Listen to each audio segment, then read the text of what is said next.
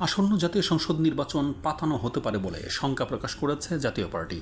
তবে শঙ্কা থাকলেও নির্বাচনে ৩০০টি আসনের সবগুলোতে প্রার্থী দেবার ঘোষণা দিয়েছে জিএম কাদেরের নেতৃত্বাধীন দলটি।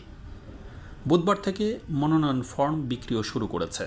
শীর্ষ নেতাদের বৈঠকের পর সন্ধ্যায় ঢাকার কাকরাইলে জাতীয় পার্টির কেন্দ্রীয় কার্যালয়ে আয়োজিত সংবাদ সম্মেলনে এসব কথা বলেন জাতীয় পার্টির মহাসচিব শামীম পাটোয়ারী।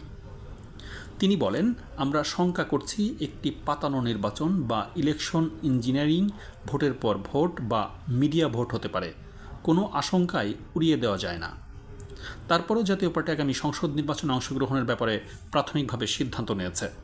তিনি আরও বলেন, আমরা ভোটমুখী দল, নেতাকর্মীরা ভোট করতে আগ্রহী। আমাদের নেতাকর্মীদের নিরাপত্তা যদি সরকার এবং নির্বাচন কমিশন দিতে না পারে, তাহলে আমরা আমাদের সিদ্ধান্ত পুনর্বিবেচনা করব। এ দফায় নির্বাচন সুষ্ঠু না হলে দেশ গৃহযুদ্ধের কবলে পড়তে পারে বলেও আশঙ্কা প্রকাশ করে জাতীয় পার্টির মহাসচিব বলেন, একটা গৃহযুদ্ধের আশঙ্কা আমরা করছি। সামনের ভোটটি যদি সুষ্ঠু না হয়, গ্রহণযোগ্য যদি না হয়, ক্রেডিবল না হয়, রিফ্লেকটিভ যদি না হয়, তাহলে দেশ ভবিষ্যতে গৃহযুদ্ধে পতিত হবে।